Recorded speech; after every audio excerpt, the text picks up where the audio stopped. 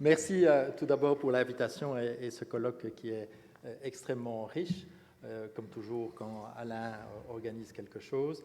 Je ne suis pas sûr de pouvoir y contribuer de façon extrêmement utile puisque je ne suis pas juriste et je vais faire néanmoins quelques remarques critiques, provocatrices pour la fin d'après-midi, puis d'essayer de réfléchir à partir de ces remarques sur l'acteur syndical et comment est-ce qu'il pourrait être articulé aux pensées juridiques qui ont été développées ici. Alors, pour moi, il me semble que le droit n'est pas la fin de l'histoire, c'est le début de l'histoire. Le droit, ou les discussions sur les nouveaux droits, vont créer des structures d'opportunité qui vont être saisies ou pas saisies par les acteurs.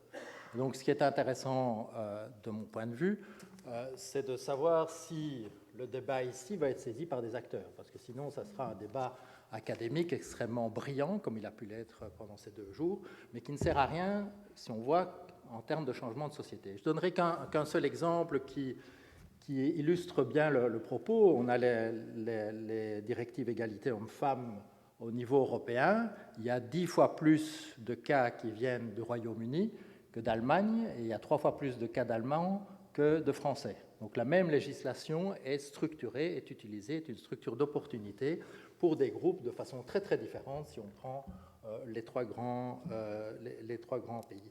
Et donc c'est ça qui me paraît important, et de savoir finalement comment le droit ou les nouveaux droits que vous devriez acquérir peuvent s'articuler, étant donné qu'on a entendu par ailleurs qu'on a un État démembré ou démantelé. Donc on ne peut plus avoir l'espoir que les instruments classiques du droit, l'inspection du travail, vont jouer un quelconque rôle.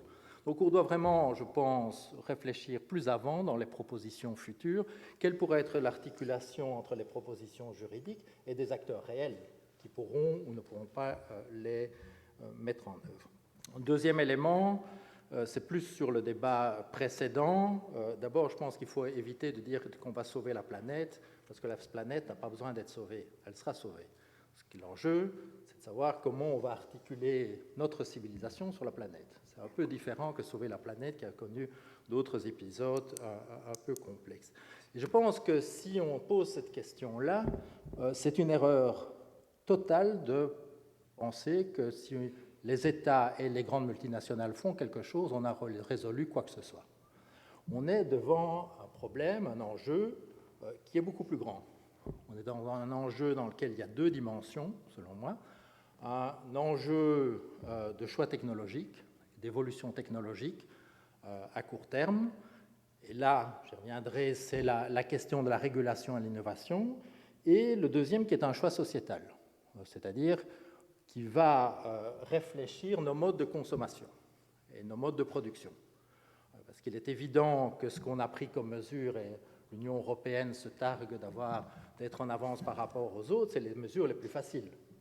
Plus on va avancer, plus on va devoir réduire l'empreinte carbone, plus les mesures vont être difficiles. Toutes les mesures faciles ont déjà été prises, qui ne coûtent rien, qui ne font pas qu'on doit changer quelque chose, qu'on peut continuer, grosso modo, le même mode de vie. Donc je pense que cette question-là, si on pense que des États qui ont dit on est d'accord pour 2 degrés, on s'est plié, on a sauvé quoi que ce soit, on n'a rien sauvé.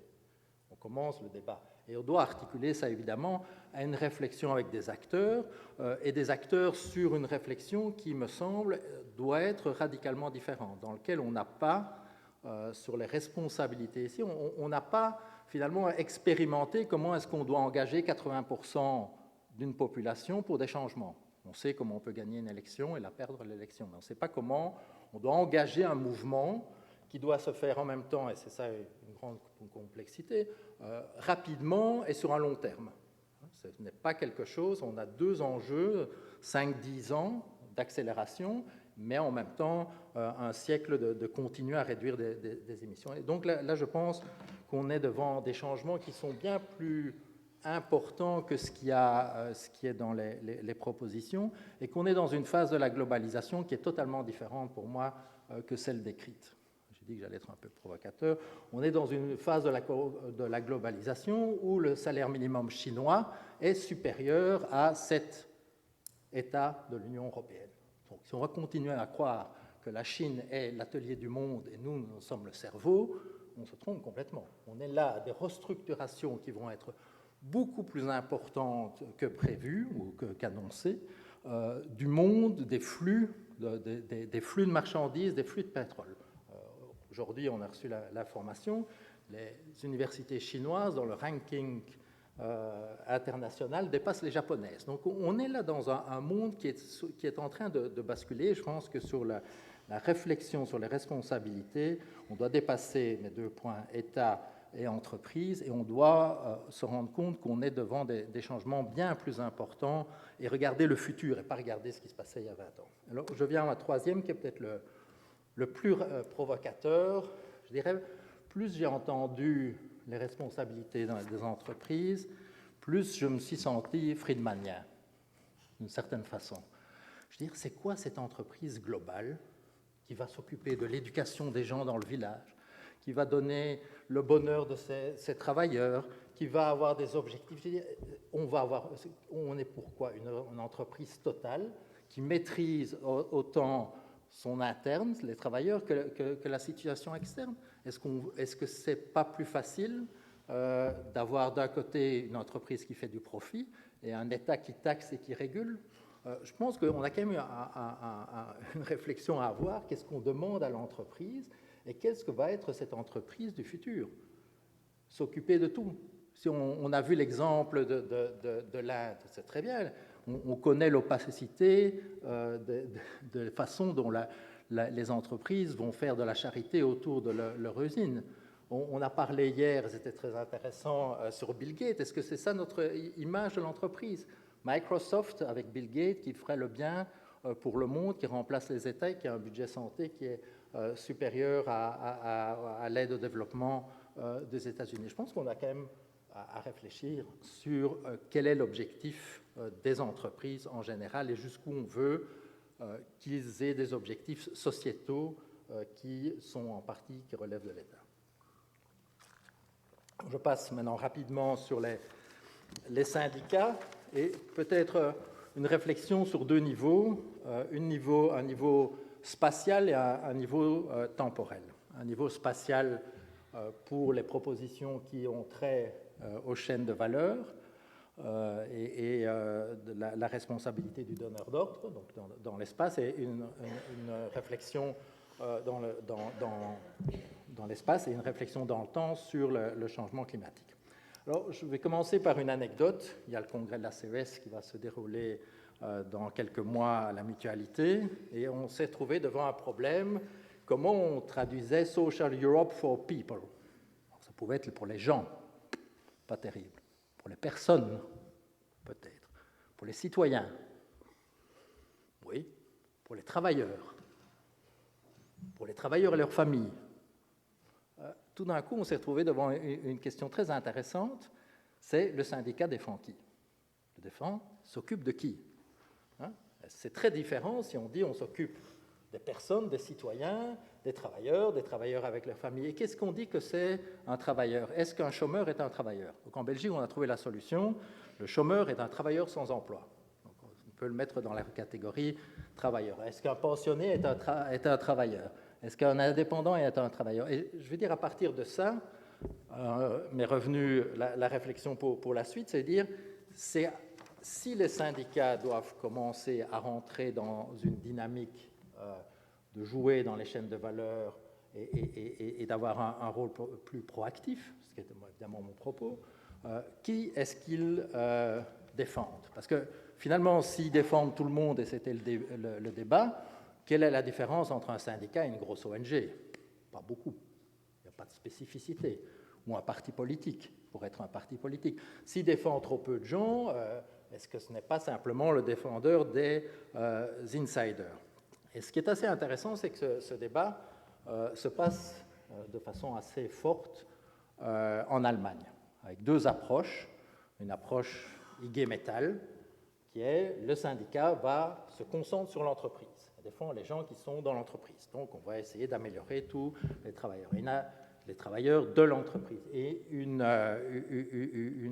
réflexion assez différente de Verdi, qui s'occupe des services privés, qui dit non, on va essayer de faire des alliances externes. Le syndicat doit être un mouvement social. Le syndicat doit jouer des pluralités d'espace. Donc, je veux dire, deux visions très différentes, mais qui sont évidemment importantes si on réfléchit quel va être le rôle des syndicats dans les chaînes de valeur. Autre débat qui est très intéressant en Allemagne pour le moment, c'est l'unité versus la liberté syndicale. Donc l'unité, il y a une série de petits syndicats, docteurs, comme vous avez vu, ça fait toujours plaisir aux Français, il y a plein de grèves en Allemagne, donc il n'y a pas que la France qui est stigmatisée pour avoir des grèves. Voilà l'Allemagne qui fait des grèves, mais c'est surtout des petits syndicats corporatrices.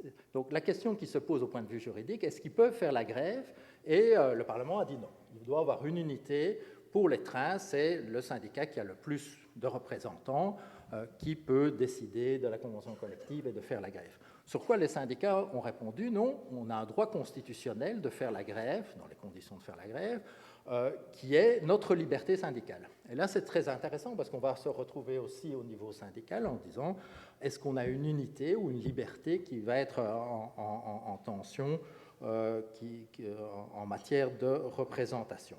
Alors, ça se passe comment, pour continuer avec les frontières? Ça se passe aussi dans un monde, et c'est pour ça que j'ai dit qu'il y a des cultures syndicales différentes, qu'on devrait réfléchir pour articuler ça à des droits, dans un monde où les frontières, qui étaient des frontières finalement relativement classiques de la production, des secteurs, sont complètement en train de s'effriter avec les chaînes de valeur. C'est-à-dire où s'arrête la production d'une automobile. Il y avait des gens qui distribuaient des pièces, mais maintenant, elles commencent à monter les pièces dans les camions qui arrivent. Est-ce qu'ils font partie de l'usine? Est-ce qu'ils ne font pas partie de l'usine? Donc, on arrive avec des conceptions syndicales différentes aussi, à des confrontations, ici c'est en Allemagne, mais qui sont générales sur qui est-ce qu'on défend finalement, qu'est-ce que est l'objectif, et qui est relié à ma question évidemment 3, c'est quoi l'entreprise? Comment est-ce qu'on considère l'entreprise? Est-ce que cette entreprise doit être cette communauté, qui pourrait être IG Metall, parfaite, ou c'est quelque chose de plus complexe, et c'est quelque chose de plus en tension?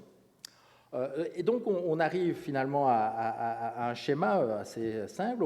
On a certains syndicats qui pensent qu'on défend les membres, il y en a d'autres qu'on défend tous les travailleurs, le troisième, la communauté. Il y en a certains qui sont plutôt internes, il y a certains qui sont plus externes, il y a certains qui s'occupent au niveau local, national et global. Donc, je pense que dans cette réflexion-ci sur les restructurations syndicales qui sont en train de se passer, si on veut donner la moindre efficacité aux normes qui sont proposées, il est nécessaire de réfléchir avec les acteurs comment ces acteurs peuvent se servir des normes, étant donné que l'acteur syndical est quand même encore un acteur important, en tout cas en Europe. Alors, pour ne pas finir sur une note négative, je veux dire, ça permet aussi des innovations. Nous, on a fait un projet à l'Institut syndical où on a regardé comment, en fait, dans les comités d'entreprise européens, des entreprises qui étaient concernées par le drame de Rana Plaza, on pouvait mettre en place les éléments de l'accord. Comment, au niveau européen, les comités d'entreprise, qui n'avaient rien à voir normalement ça, puisqu'ils sont européens, pouvaient se saisir d'un objet international pour essayer d'avoir une certaine efficacité. C'est la première fois que des comités d'entreprise européens se saisissaient de quelque chose au niveau global et essayaient d'avoir une influence sur leur direction respective. Alors, je vais rapidement sur le deuxième thème, syndicats et environnement, et je pense que là, on a, si on reprend mon deuxième point, la question climatique, ce n'est pas les multinationales et les États, ou c'est certainement pas uniquement eux, c'est comment est-ce qu'on organise une transition et comment on organise des enjeux temporels qui sont difficiles à organiser, de gens qui perdent leur emploi à un endroit donné et qui, à terme, pourraient en avoir un autre endroit. C'est-à-dire, quels sont les emplois du futur, quels sont les types de localisation. L'exemple le plus clair, c'est l'enjeu du charbon polonais. C'est-à-dire qu'effectivement, il y a 100 000 mineurs. Qu'est-ce qu'on fait de 100 000 mineurs qui sont dans une région spécifique? Ça, c'est la question qui se pose. Et ça se passe pas simplement en Pologne, comme on a vu dans les journaux, mais aussi en République tchèque et en partie en Allemagne. Il y a beaucoup moins de travail. Donc, comment est-ce qu'on réfléchit cette responsabilité de changer de modèle dans lequel les temporalités vont être très, très différents. Donc là, je pense, et je termine là-dessus, qu'il serait sans doute nécessaire de réfléchir ici, si on accepte que les changements auxquels on va devoir faire face pour réduire les émissions est bien plus radical que simplement quelques conférences, quelques multinationales et quelques acteurs qui changent, que ça va concerner tout le monde, de réfléchir sur une sorte de droit de la transition. Comment est-ce qu'on organise juridiquement une transition radicale ? Et sur ça, je pense que j'ai épuisé mon quota de minutes. Merci.